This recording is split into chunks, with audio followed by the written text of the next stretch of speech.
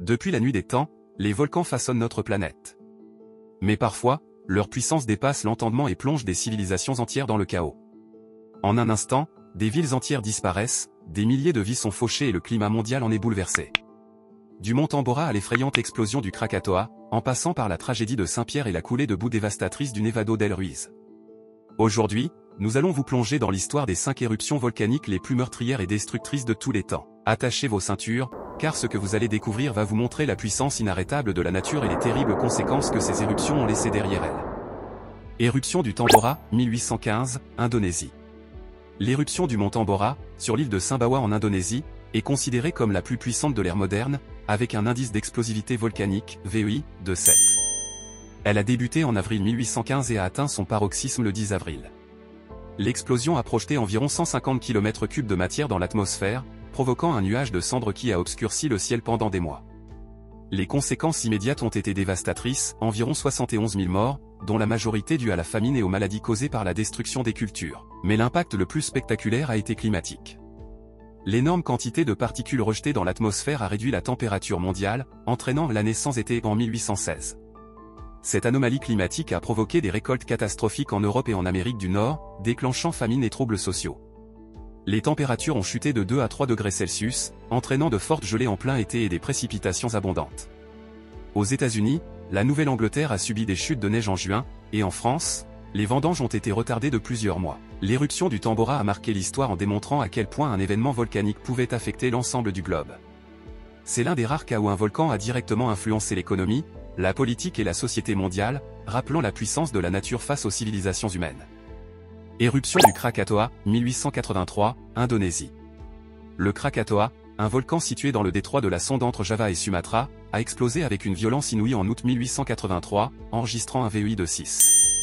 Cette éruption est l'une des plus célèbres de l'histoire en raison de sa puissance et de ses effets sonores. L'explosion principale a été entendue à plus de 4800 km, de l'Australie jusqu'à l'île Maurice. L'éruption a déclenché une série de tsunamis gigantesques, atteignant jusqu'à 40 mètres de haut, qui ont balayé les côtes voisines. Ces vagues dévastatrices ont causé la mort de plus de 36 000 personnes, détruisant des dizaines de villages. L'île même du Krakatoa a presque disparu sous l'effet de l'explosion, ne laissant que quelques fragments de terre émerger. Outre les effets locaux, l'éruption a également eu un impact climatique. Les cendres projetées dans l'atmosphère ont altéré la couleur du ciel, provoquant des couchers de soleil spectaculaires observés dans le monde entier pendant plusieurs années. La température globale a chuté d'environ 1,2 degrés Celsius pendant l'année suivante, affectant les récoltes et modifiant les régimes climatiques.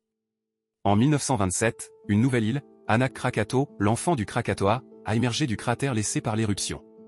Aujourd'hui, ce volcan est actif et surveillé de près. L'éruption de 1883 reste un exemple frappant de la puissance destructrice des volcans, avec des effets ressentis à l'échelle planétaire. Éruption du mont Pelée, 1902, Martinique. Situé sur l'île de la Martinique, le mont Pelée est un volcan explosif dont l'éruption de mai 1902 est l'une des plus meurtrières de l'histoire. Son VEI de 4 pourrait sembler modeste comparé à d'autres éruptions, mais l'événement a été dévastateur, causant la mort de 30 000 personnes en quelques minutes. Tout commence par une phase d'activité accrue en avril 1902. Malgré des signaux évidents comme des tremblements de terre et des émissions de cendres, les autorités locales ne prennent pas de mesures d'évacuation, pensant que le danger était limité. Le 8 mai 1902, une nuée ardente, un mélange surchauffé de gaz, de cendres et de roches, dévale les flancs du volcan à plus de 600 km/h, atteignant la ville de Saint-Pierre. La température de cette coulée pyroclastique dépassait les 1000 degrés Celsius, brûlant tout sur son passage. Saint-Pierre, surnommé le Paris des Antilles, a été instantanément rasé.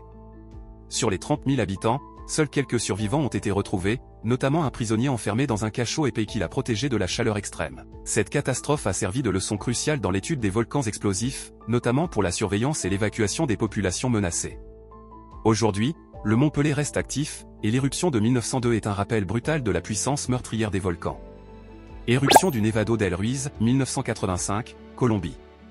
Le Nevado del Ruiz, un stratovolcan situé en Colombie, est tristement célèbre pour son éruption du 13 novembre 1985, qui a provoqué l'un des pires désastres volcaniques du XXe siècle.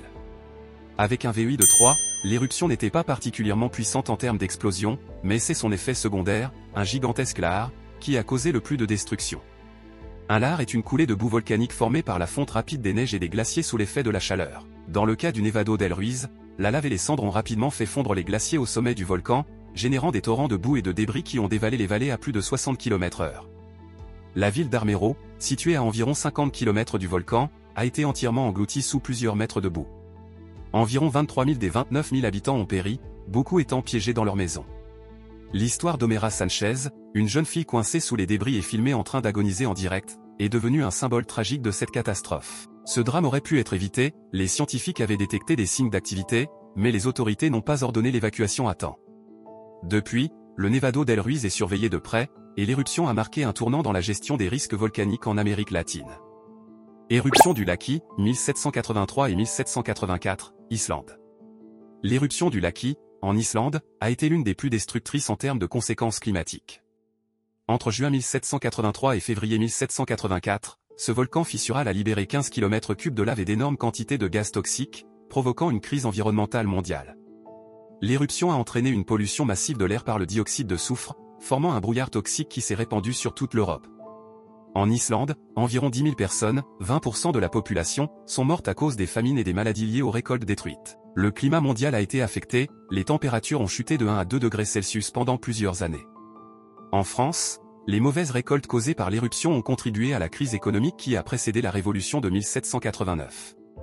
Le Laki illustre comment une éruption locale peut avoir des effets globaux, impactant la santé, l'économie et le climat à grande échelle. Les volcans sont parmi les forces les plus puissantes et imprévisibles de notre planète.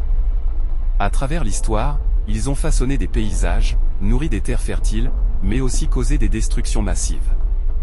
Les éruptions du Tambora, du Krakatoa, du Mont Pelé, du Nevado del Ruiz et du Laki nous rappellent à quel point l'activité volcanique peut bouleverser des civilisations entières et modifier le climat mondial. Aujourd'hui, grâce aux avancées scientifiques, la surveillance des volcans permet de mieux anticiper ces catastrophes, mais une chose est certaine, la Terre est en perpétuel mouvement, et d'autres éruptions majeures se produiront. La question n'est pas de savoir si cela arrivera, mais quand et où. Face à cette réalité, sommes-nous réellement prêts à affronter une nouvelle éruption d'une ampleur comparable à celle du passé? L'histoire nous montre que malgré la technologie et les prévisions, la nature a toujours le dernier mot. Si cette vidéo vous a intéressé, n'hésitez pas à partager vos réflexions en commentaire. Pensez également à vous abonner et à activer la cloche pour ne manquer aucune vidéo.